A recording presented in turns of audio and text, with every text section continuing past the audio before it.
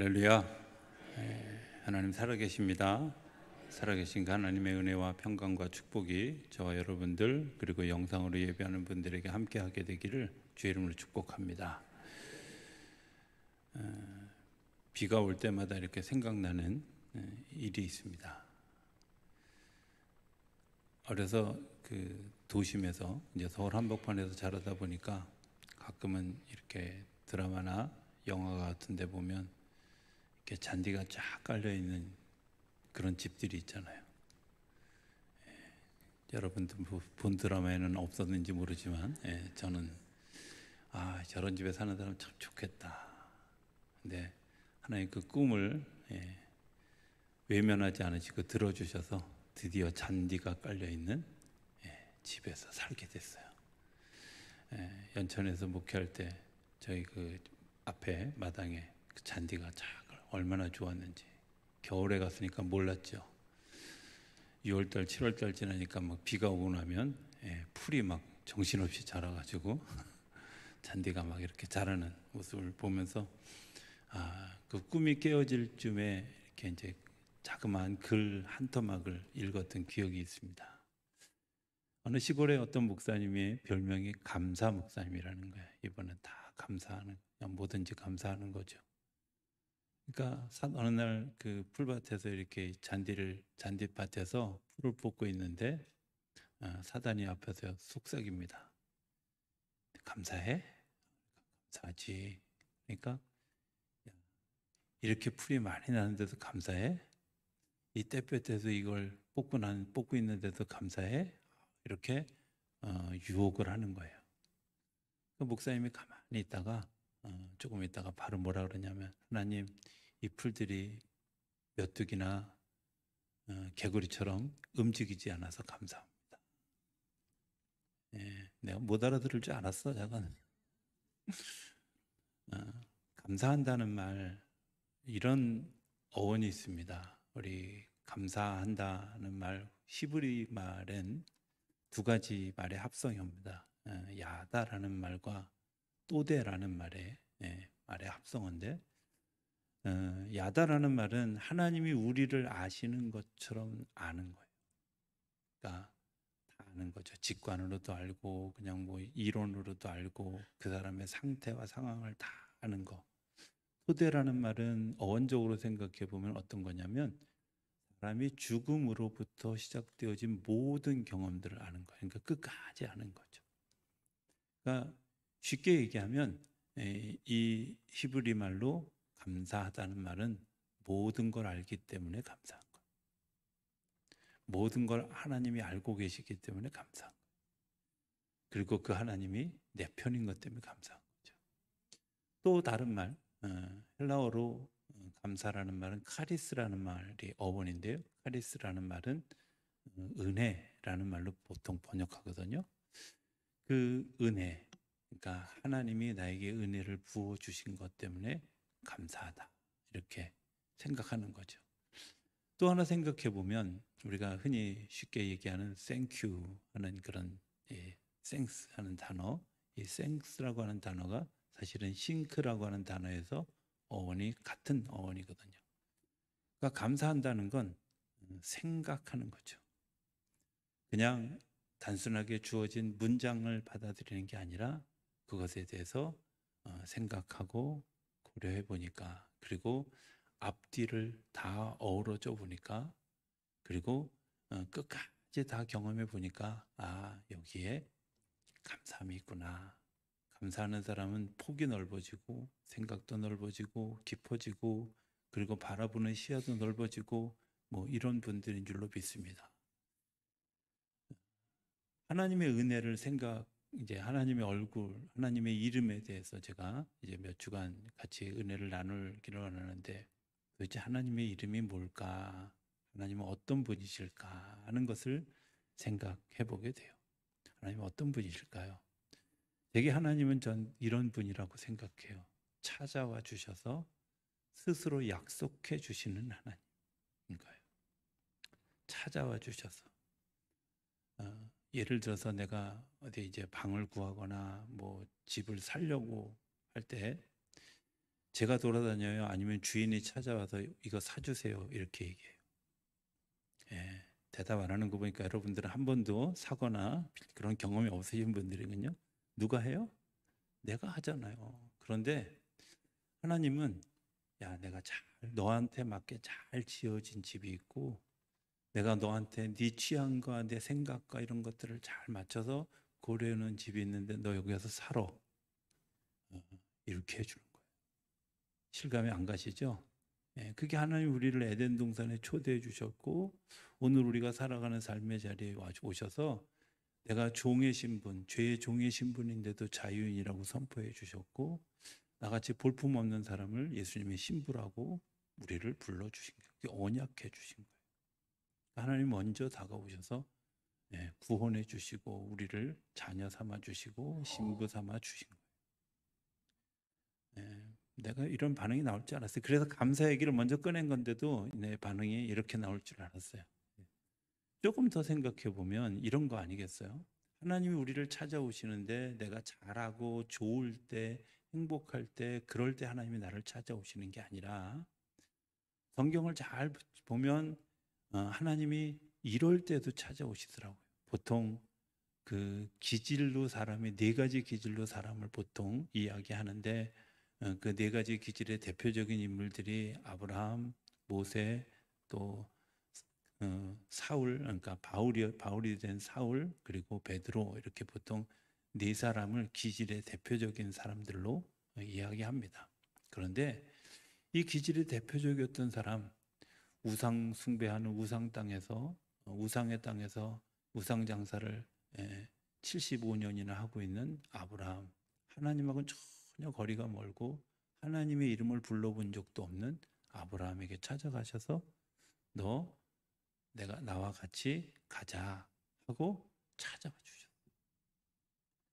또 우울질의 대표적인 사람인 모세, 그가 40세에 사람을 죽이고 죄인으로서 도망자의 신분으로 그리고 광야에서 방황하고 자기의 삶의 방향을 잃어버렸을 때 하나님이 찾아와 주셔서 그를 만나 주시고 계약해 주셨어요.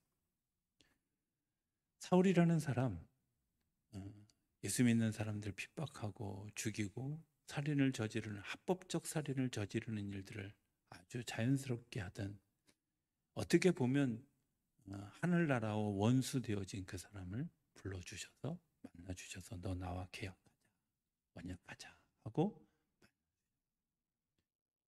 베드로는 뭐가 뭔지 잘 모르고 그냥 이리저리 삶을 살아가는 길 잃은 양 같은 그런 사람 예수님 만나주셔서 내가 무엇을 의미하고 살아야 되는지 어떤 목적을 가지고 살아야 되는지 가르쳐 주시고 그와 언약을 맺었어요. 그러니까 하나님은 언약을 맺어 주실 때 어떤 분 어떻게 하느냐 찾아와 주셨고 내 상황과 상태와 관계없이 하나님이 우리에게 언약해 주신다는 거예요. 오늘 아브라함이라고 하는 사람을 중심으로 한번 어떻게 하나님이 언약하셨고 어떻게 이끌어 가시는가 하는 것들을 좀 깊이 살펴보았으면 좋겠다는 생각을 합니다. 아브라함이 살던 일은 아브라함이 살고 있던 동네는 우상이 아주 막 만연한 동네였습니다. 그리고 아버지와 아브라함은 이렇게 그 우상들을 잘 만드는 일종의 작품을 만드는 사람들이었습니다. 그 작품을 만드는 사람들의 특징은 뭐냐면 사람들을 하여금 칭송받고 그리고 그 칭송받은 대로 값을 주고 받아서 팔고 장기를 삶을 영위해 가면서 힘도 있고 명예도 있고 또 때로는 보이지 않는 권력도 있는 아주 철저하게 탑이라는 문화, 사람들에게 보여지는 문화, 그리고 사람들에게 어떤 권력으로 행해지는 문화, 이런 문화 가운데서 살았던 사람입니다. 그 살았던 사람을 하나님이 찾아와 주셔서 이야기하시는 거죠. 창세기 12장 1절부터 3절까지 보면 너는 너의 본토와 친척과 아버지 집을 떠나 내가 내게 지시할 땅으로 가라. 내가 너를 복되게 하겠다. 그리고 내가 너의 복의 근원이 되게 하겠다. 이렇게 이야기해 줘요. 근데 아브라함이 그것에 대해서 쉽게 움직여질 수 있었을까? 왜냐하면 전혀 반대되는 그런 일들을 하나님이 지시한 거거든요. 왜? 첫 번째 생각해 보면 탑의 문화에 살던 사람을 너를 통해서 사람들이 복되게 하겠다. 나는 권력이 없는 거예요. 너를 따라서 너 때문에 너를 통해서 사람들이 복을 누리게 될 거야. 나는 그저 그냥 퍼주어 주는 사람이고 섬기는 사람이지 이게 내가 막 영광을 받고 내가 권력을 누릴 수 있는 일이 아니에요. 그러니까 내가 이제까지 살았던 삶과는 전혀 반대되는 축복을 하나님이 주시겠다. 가고 싶을까요? 별로 가고 싶지 않을 것 같아요. 선뜻 결정을 내리지 못했기 때문에 어쩌면 그가 75세까지 그렇게 시간을 끌다가 결국엔 하나님의 손에 이끌려서 걸음을 옮겨가게 되지 않았을까 이런 생각을 해보게 되죠.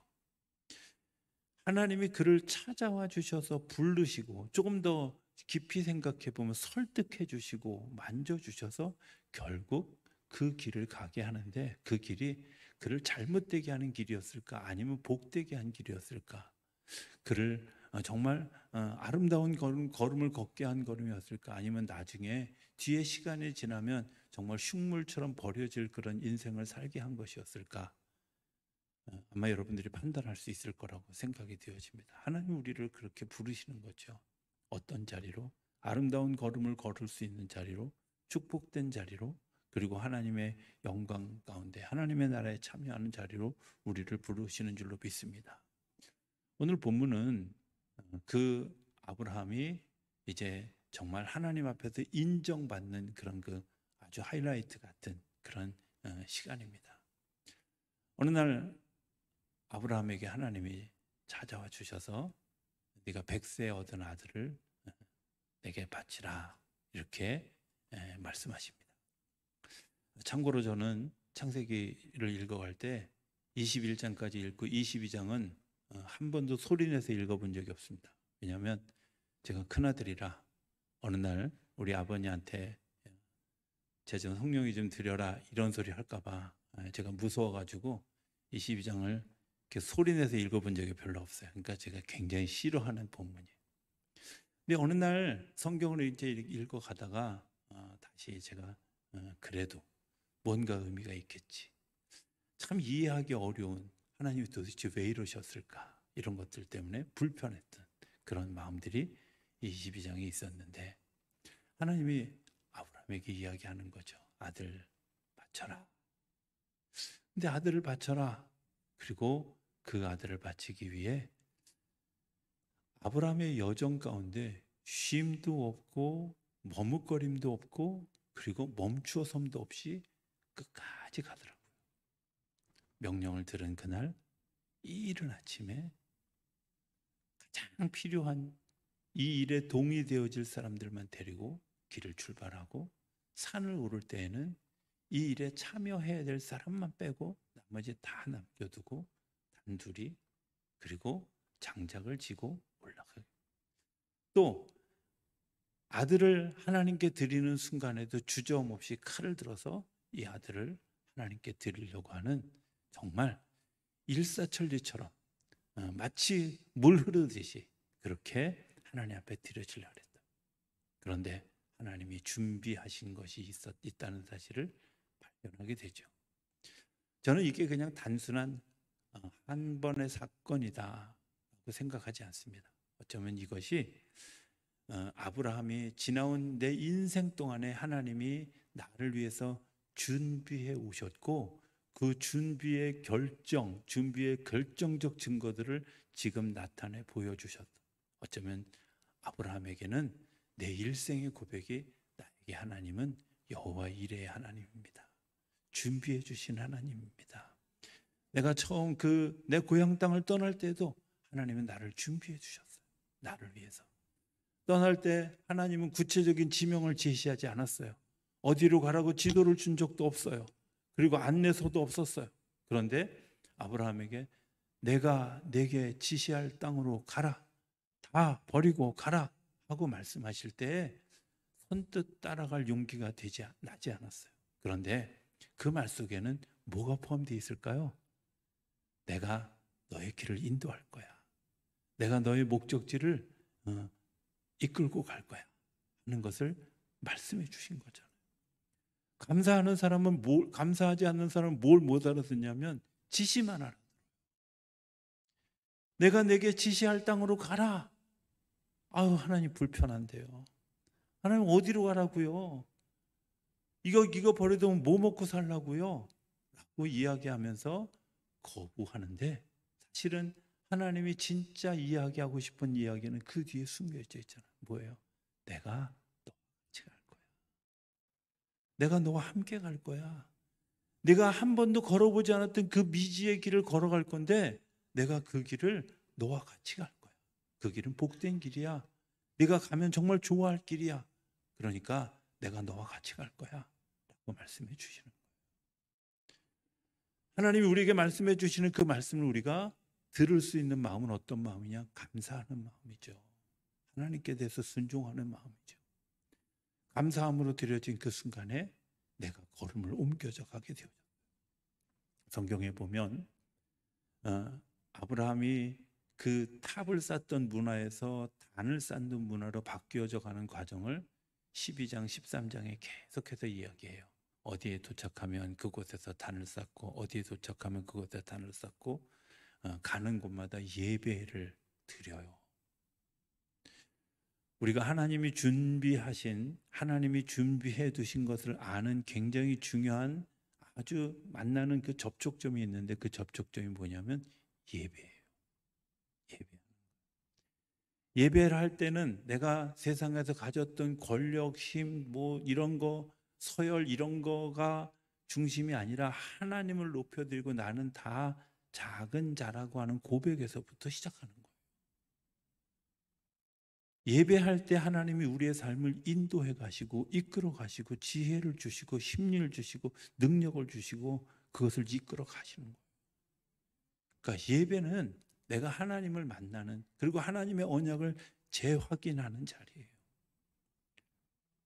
예배를 통해서 아브라함이 어디로 가야 할지를 알게 되어졌고, 창세기 12장 7절인가는 마침내 가나안 땅에 이르렀다 하고 성경은 이야기해요. 마침내. 여러분들, 우리가 시작이 어디로 가는지 알지 못했지만 하나님이 계획하신 그 가나안 땅에 마침내 들어가게 되어진 것, 하나님이 준비해 두셨고 이끌어 가셨고 역사해 가셨다는 거죠. 예배는 그것을 발견하는 시간입니다. 예배를 통해서 그것을 경험하고 또 발견할 수 있게 되기를 주의 이름으로 부탁드립니다. 두 번째는 예배에서 되어진 일을 우리들의 삶의 자리에서 확인하는 거예요.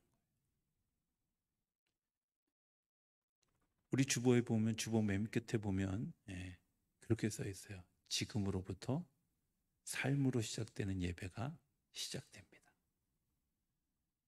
우리가 드려지는 예배 뒤에 우리의 삶의 자리에서 하나님이 일하시는 것을 확증하는 거예요. 아브라함의 인생에 아브라함이 정도만 걸었느냐? 아니요. 근데 그 정도를 걷지 않았으면 당연히 좀 벌도 좀 받고 야단도 맞아야 되잖아요.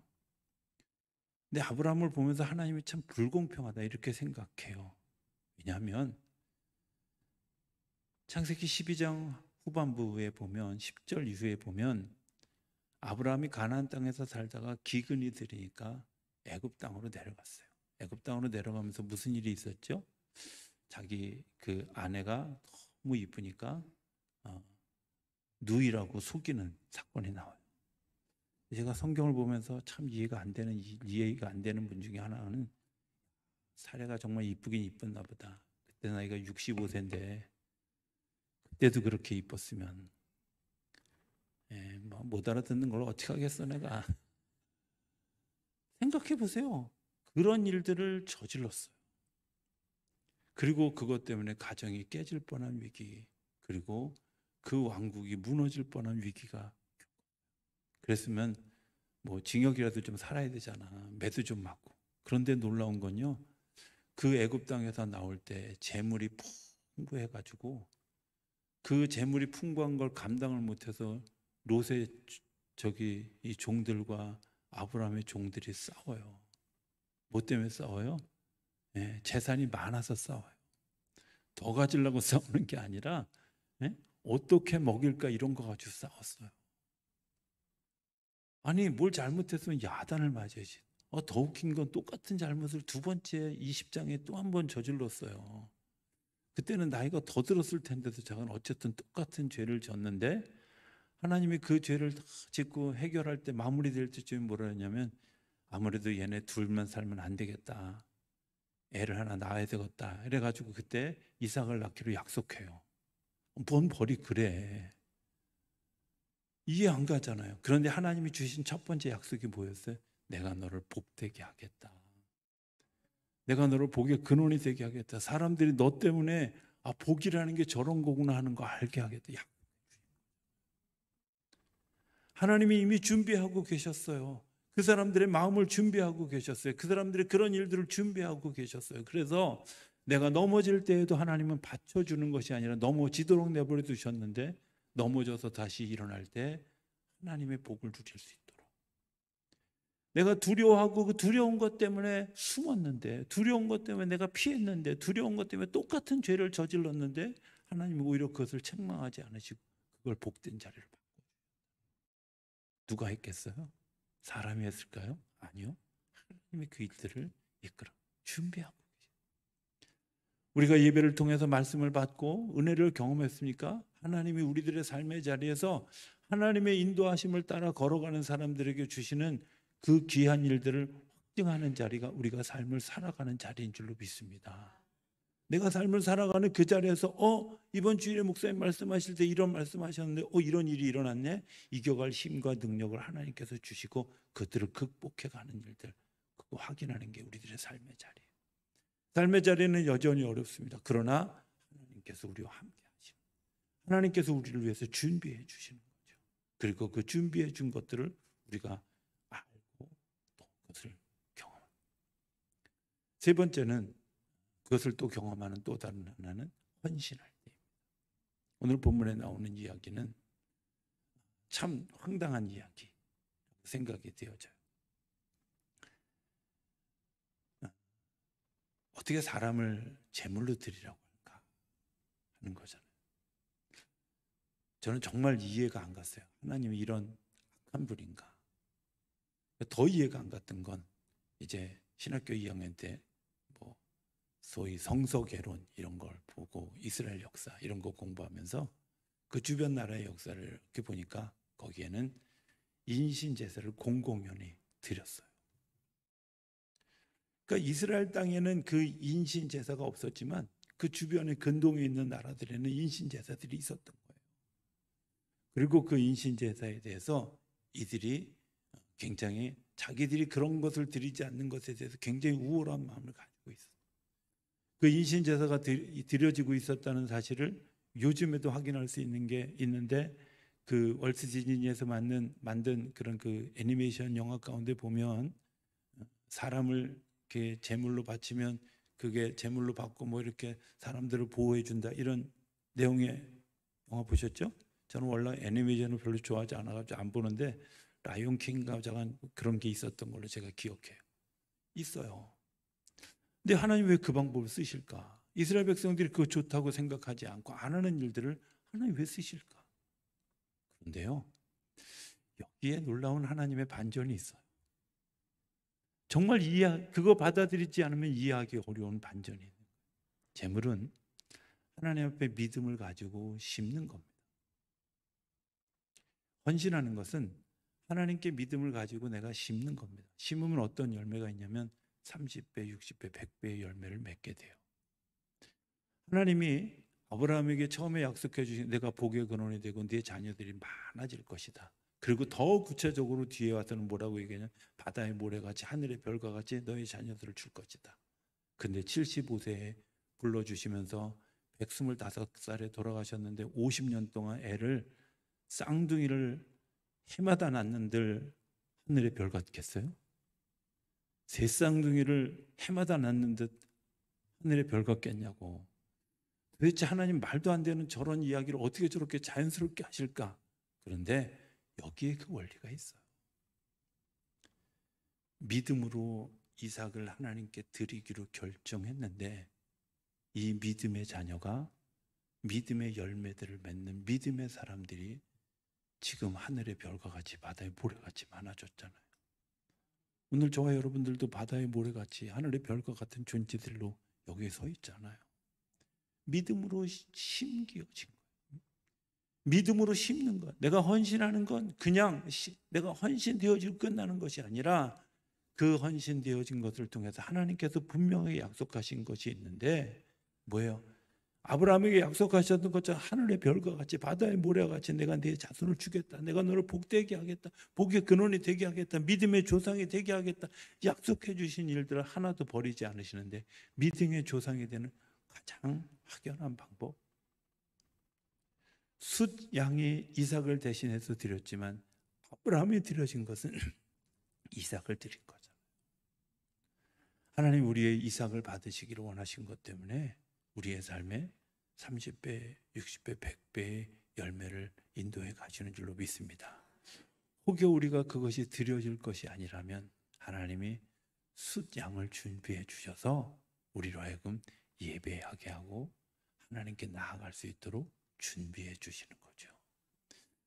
하나님이 우리를 부르실 때는 그냥 부르시는 것이 아니라 늘 그런 마음이 있습니다. 하나님은 나보다 몇 걸음 더 앞서가시며 준비하고 계십니다. 내가 어떤 상황 가운데 있을 때 그냥 내버려 두지 아니하시고 나를 보호해 주시고 지켜주시고 그 일을 누릴 수 있도록 인도해 주시고 그래서 복된 역사를 경험할 수 있도록 이끌고 가신다. 하나님은 어디 계실까? 저는 늘 하나님은 앞에 계신다고. 하나님은 앞에 계신다고. 왜? 준비해 주시는 하나님, 역사해 주시는 하나님. 이 하나만, 성경에 나오는 이야기 하나만 하고 설교를 마치기 원합니다.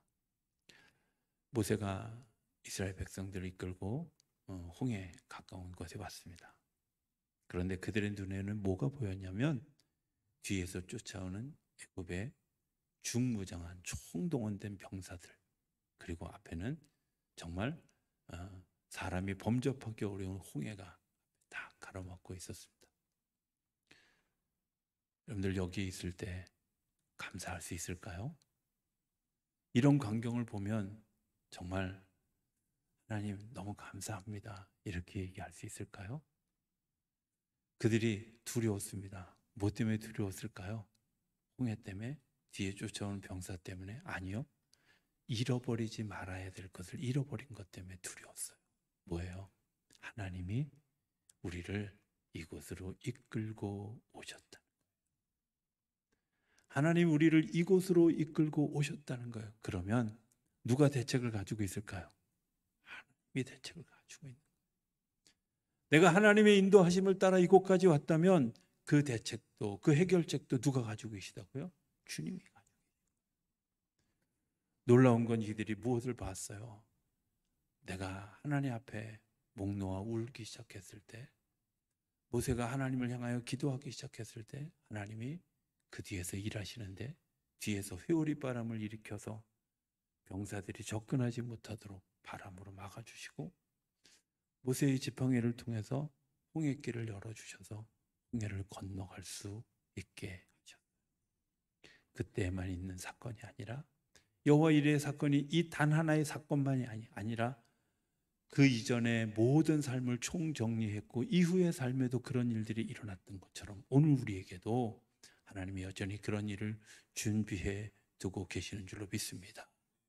그 준비해 두시는 그 하나님을 만나는 일, 예배를 통해서 삶의 자리에서 하나님이 하시는 일들을 보는 것을 통해서 그리고 내가 드려지는 헌신을 통해서 무엇보다도 그 모든 일에 감사함으로 그 일들을 감당해 갈 때 하나님이 그 귀하고 아름다운 일들을 보게 하시고 누리게 하시고 또 경험하게 하시고 축제를 누리는 삶으로 바꿔가게 하실 줄로 믿습니다.